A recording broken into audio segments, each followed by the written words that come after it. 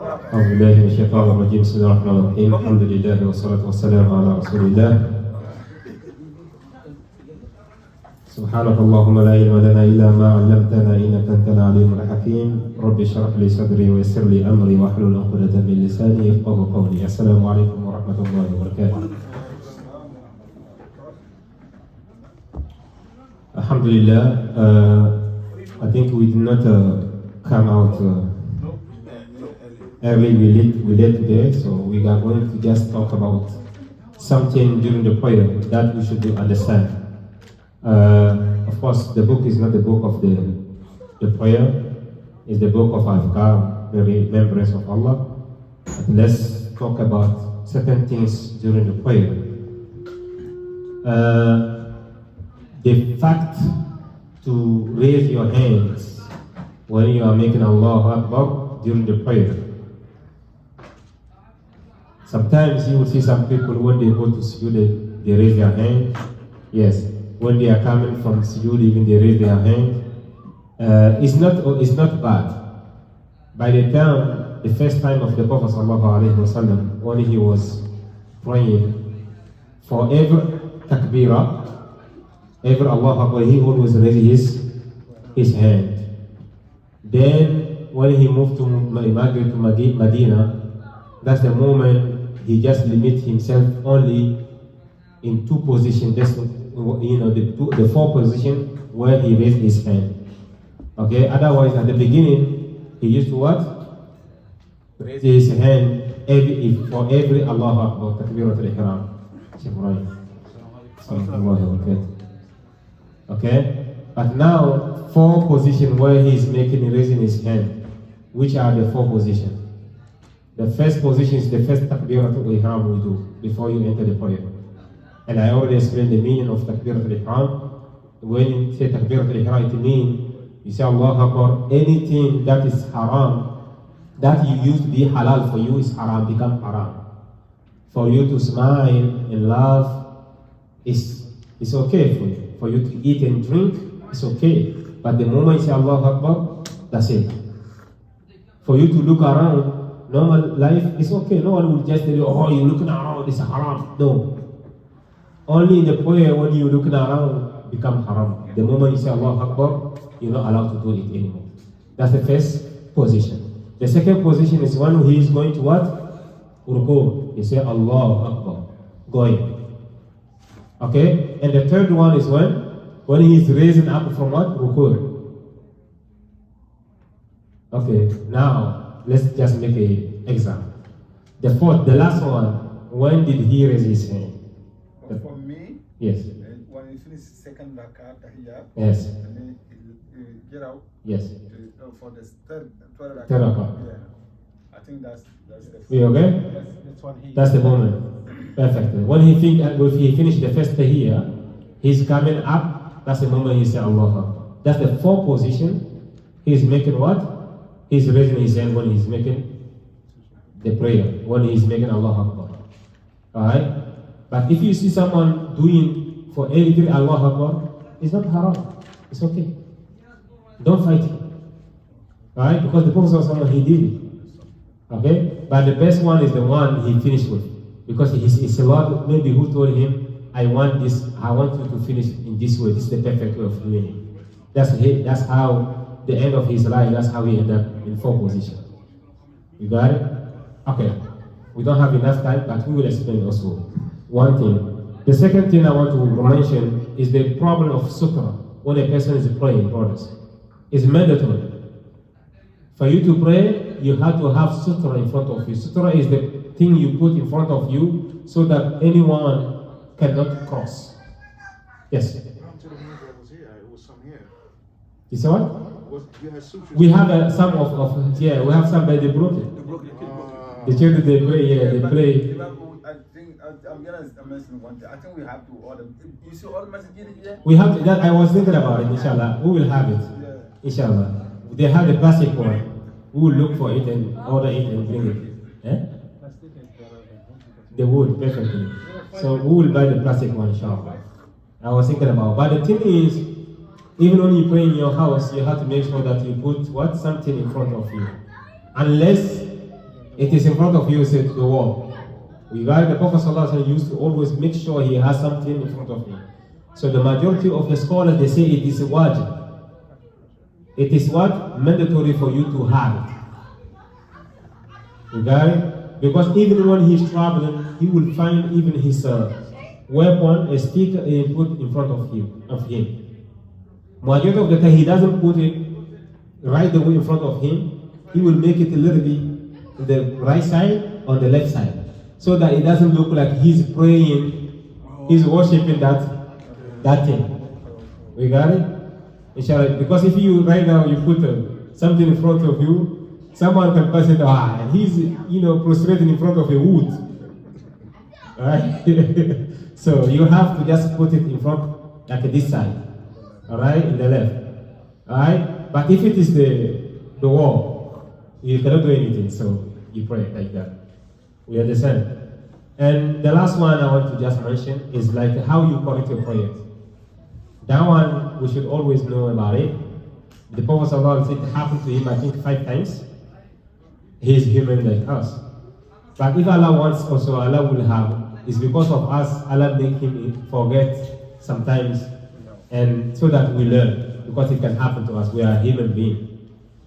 The thing is, when you reduce something that is not a pillar of the prayer, okay, you continue your prayer until the end, then you don't you don't say salam alaikum, you go what? To sujood before you say salam alaikum. What you do is, for example, the first sitting of Tahiyya, if you pray in the Maghrib, for you to sit and say Tahiyya to Lillah, the first sitting, after 2 rak'ah, that first sitting, if it's happened for Imam or for anyone, if it's happened for the Imam or for the individual, the one who's praying by himself, you praying and you finish the second rak'ah. You finish the second rak'ah, instead of you sitting down, Allah Akbar, and do Tahiyyatulillah, you just get up. The moment you are getting up, your knees, everything already up. That's the moment you realize, oh, I'm supposed to sit. Okay? In the science of fiqh, the science of understanding of what the worship, you shouldn't go back again. Because you're already up. All your what? Your knees, everything already up. So you don't go back again. Okay? What are you doing? You continue your prayer. Then at the end, you don't say Assalamu alaikum wa rahmatullah. You bring 2 sujood. That will compensate the place that you miss, the sitting. Then you do it. When you do it, Allahu Akbar, 2 sujood, you sit down, you don't have to say Atahiyyat again, and you say Assalamu alaikum wa rahmatullah, Assalamu alaikum wa rahmatullah. We understand? But if it happened, the moment you just remember, you went back and sit. Your prayer is valid. It's still valid. You already got up, and it happened that I'm supposed to sit, and you went and sit down for Atahiyyah, and you get up. Normally your prayer is complete, right? Everything is normal, but there's something you add. No. What did you add in that prayer? Me. Huh? No. I'm asking a question. Yes. You gotta add another rakah. Hey. No. You add sit. You add sit because you're supposed to stand and you go back. So you stand at the same time you sit. Yes. You add a sit. You add a standing. You add standing. Yeah, you add the standing, not the sitting. You're supposed to sit. No problem. You already stand. And you go back and sit down. That standing up is like nullified. It's not supposed to be there. So you add an action. You add a position of what standing up. So you have to what? Complete your prayer. Then you do 2 sujood and you do another Assalamu alaikum. Is that clear? Yeah. We good? Yeah, I want to ask a question about Yes. if you open the Salât and they call the Iqamah, what do you do then? You what? You have to finish the Salât. Yes. You have the 2 rakats. Yes. Nawafil. Yeah. Then I'll Okay, they said if you are almost at the end, you understand. You just rush in it and you complete it, then you join the group, inshallah. But what if you're not at the end? That's what I'm saying. What You're not happened? at the end. Yes. What do you do? And double salat? Before you leave it, you're not supposed to, because Do the you message. salam out or do you? You don't have to say, there's no way that they say salam alaikum when the prayer is complete. Your prayer is not complete. Yeah, we said some people doing that. They're standing up, they're praying, they just say Allahu Akbar. The moment they heard Allah, they say salam alaikum. You never say salam alaikum only when you finish tashahhud. We got it? You only say tashahhud to complete the prayer. But this prayer is not considered like a prayer. It's a fraction of a rak'ah. So it's not a prayer. You just go. If you say Assalamu alaikum, there's no problem also. We got it? But it's not mandatory for you to say Assalamu alaikum, because this is not going to be counted like what? A rak'ah. Not even talking about what? A prayer. We understand? Because there's no way you're going to focus in yourself in sunnah while the Qadqamat Salât is starting. We got inshallah. Inshallah, next week we're going to bring that again and explain. I know the problem of Qabla al-Badi is a kind of a complicated for people. But if you look at it, it's simple. If you think about it, it's simple. If you add something, you do two salam. Alright? If you reduce, that is not a pillar, you do one salam. But at the end, after you do another two sujood. You got it? Inshallah. I have a question. Yes. But I'm fasting. Yes. So you fast. Yeah. And you forget and you drink or Yes. you eat. It is Allah who feed you. Continue your fasting. Continue your fasting. It's Allah who feed you. Say you continue your fasting. I still remember when we were at high school. Even the Ramadan or Even Ramadan. If some scholars in some school say, I think it's Maliki, they say that you're going to pay it back after. They want to what? Sad zira. They want to always close the doors of what? The doors of people taking advantage of the thing. But if you look at it, the Prophet ﷺ said that anyone who forgets, because there is a hadith that is saying Allah lift the pen for the one who forgets and the one who is asleep. We understand. So you're not going to tell me that because I forget and then I went and sit down, they give me a very good tea with omelette and very good. I finish.